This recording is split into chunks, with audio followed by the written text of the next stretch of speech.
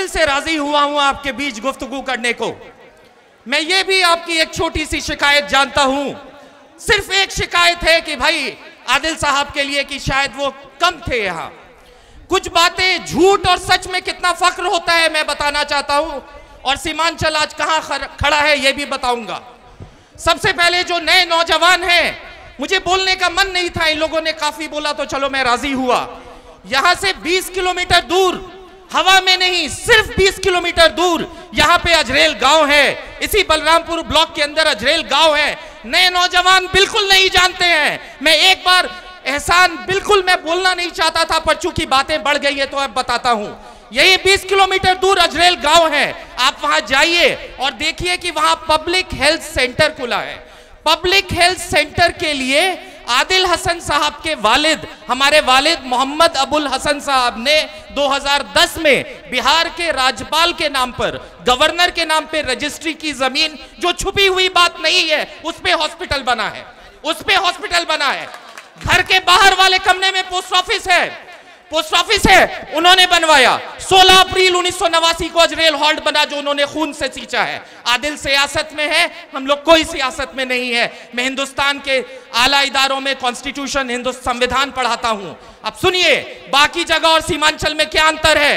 हिंदुस्तान के कॉन्स्टिट्यूशन में एक आर्टिकल है, आर्टिकल 371। महाराष्ट्र में और गुजरात में छोटे छोटे, जैसे बिहार के बाकी इलाकों से बदतर इलाका है सीमांचल, वैसे ही महाराष्ट्र में एक इलाका है विदर्भा और गुजरात में एक इलाका है सौराष्ट्र। हिंदुस्तान के कॉन्स्टिट्यूशन के आर्टिकल 371 में स्पेशल बोर्ड की बात की गई है, और ये गवर्नर की रिस्पॉन्सिबिलिटी है कि विदर्भा और गुजरात का और सौराष्ट्र का ख्याल रखा जाए। जिस राज्य में पूरा राज्य बेहतर होता है या कोई एक इलाका जो एकदम बदतर होता है, उसके लिए कॉन्स्टिट्यूशन में अलग से प्रावधान होता है। सीमांचल के लिए कोई प्लेटफॉर्म नहीं है, कोई ऐसा नहीं है जिसके लिए असदुद्दीन ओवैसी साहब ने एक प्राइवेट मेंबर्स बिल लाने की कोशिश की। और सुनिए, गोरखा टेरिटोरियल एडमिनिस्ट्रेशन के लिए स्पेशल प्रोविजन है। 5th शेड्यूल, जितने में हमारे ट्राइबल भाई हैं उनके लिए 5th शेड्यूल में स्पेशल प्रोविजन है। ऑटोनोमस डिस्ट्रिक्ट काउंसिल है 6th शेड्यूल में, कुछ भी नहीं है सीमांचल के लिए। मणिपुर में हिल काउंसिल है, इतनी काउंसिल्स है कॉन्स्टिट्यूशन में, ऑर्डिनरी लॉ में, हर जगह प्रावधान है। वो इलाका जो बैकवर्ड रह गया। अब मैं बताता हूं, आर्टिकल 342A में सेंट्रल ओबीसी लिस्ट होती है और स्टेट ओबीसी लिस्ट होती है। एक बार आपकी कम्युनिटी सेंट्रल ओबीसी लिस्ट में गुजर गई, 100 साल तक तकदीर बदल जाएगी। आज तक सुरजापुरी को क्यों Surjapuri community central OBC list में नहीं है? आप छोटे छोटे मफाद को देखकर आप जिताते हैं मुझे। आप छोटे छोटे मफाद को देखकर, किसकी जिम्मेदारी थी जो आवाज उठाए कि central OBC list article 342A में किसकी आवाज थी? अब बताइए आदिल साहब के बारे में। मैं बिल्कुल मानता हूं कि आपकी आदिल साहब से एक शिकायत है कि वो रहे नहीं है, पर जिनको आपने 25 साल से वोट दिया वो कितनी बार आपके बीच में दिखे हैं? और एक बात और, आप कितने दिन के लिए चुनने जा रहे हैं? क्या आप 30 साल के लिए चुनने जा रहे हैं? आप सिर्फ 5 साल के लिए चुनने जा रहे हैं। एक बार आदिल को मौका दीजिए, हटा दीजिएगा नहीं हो तो। क्या आदिल का हक नहीं है कि 2010 से वो यहां लगा हुआ है? क्या आदिल का हक नहीं है? और मैं आपको बताता हूं किस तरीके से सुरजापुरी जो हमारी बिरादरी है उसको सेंट्रल ओबीसी लिस्ट से बाहर रखा गया। मैं समझता हूं किस नजर से वो देखते हैं। क्या आज जो जिस चीज की भी बात हो रही है, सेंट्रल डिप्टी चीफ मिनिस्टर की बात हो, सीमांचल डेवलपमेंट बोर्ड की बात हो, ये बातें कब शुरू हुई? ये बातें तब शुरू हुई जब आवाज उठाई गई। और मेरे अजीजों और दोस्तों, आपको मैं बताता हूं क्या क्या यहां पर परेशानियां आप झेलते हैं। मैं झूठ नहीं बोलूंगा, मैं यहां नहीं रहता हूं, मैंने पर दर्द है। अरे भाई, क्या एमएलए बन के कौन सी बड़ी बड़ी चीज हासिल होगी? एक मिट्टी का कर्ज है, ठीक है, खुशी होती है एमएलए बनना, अच्छी बात है, पर एक मिट्टी का कर्ज होता है, उसको चुकाना है। हमारी नीयत साफ है। आप आदिल हसन साहब सियासत में है, बट फैमिली का थोड़ा बता दूं, मेरे वालिद साहब बिहार एडमिनिस्ट्रेटिव सर्विस में थे, यही अमोर में 5 साल बीडीओ थे, यही डीटीओ थे पूर्णिया में। पूरी जिंदगी उन्होंने किसी का एक गिलास पानी नहीं पिया। कलाम साहब टाइप उनकी छवि है। ये तो हमारा खानदान है। जो नए नौजवान आए हैं वो नहीं जानते हैं। आप जाइए अजरेल, जाके देखिए वहां पब्लिक हेल्थ सेंटर किसकी जमीन पे खुला है। जाइए, ओपनली उन्होंने अपनी जमीन दी है और Haji Sheikh Mohiuddin public health centre बना है। एक बार क्या हमें मौका नहीं मिलना चाहिए? दूसरे सबको मौका मिला, क्या आपको एक बार हमें मौका नहीं मिलना चाहिए?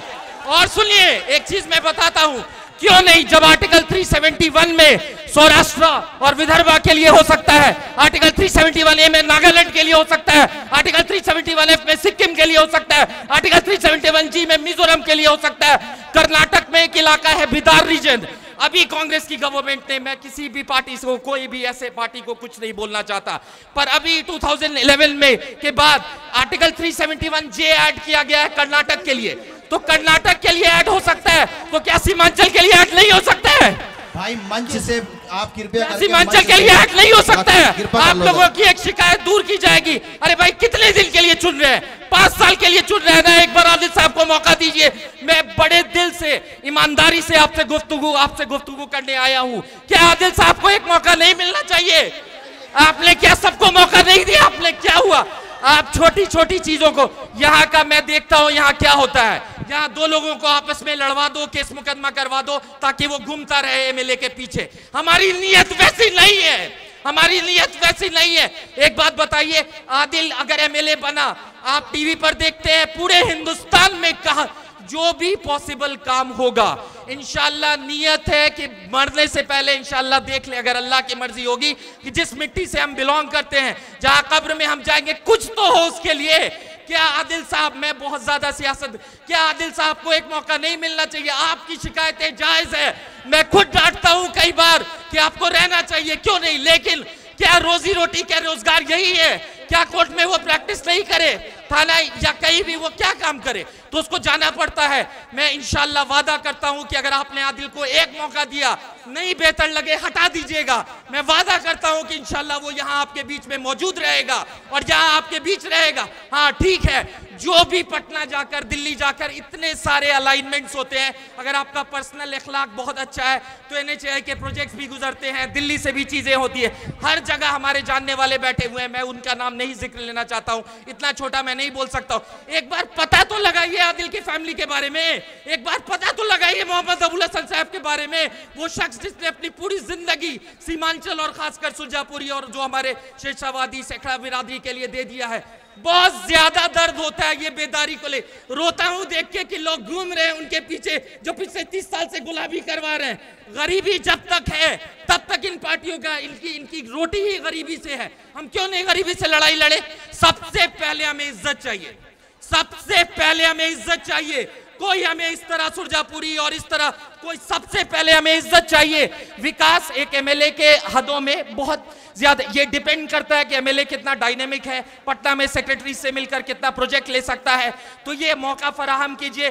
सियासत की तो बहुत सी बातें हो सकती है, पर मैं दिल से गुजारिश करता हूं, 2010 में आया, 2015 में आया, पार्टी की खिदमत की, क्या नहीं किया। अब एक बात, सिर्फ एक ही बात जोड़ तोड़ कर बोलते हैं कि नहीं रहता है। अरे भाई एक बार जिताइए, जरूर रहेगा, नहीं होगा हरा दीजिएगा अगली बार।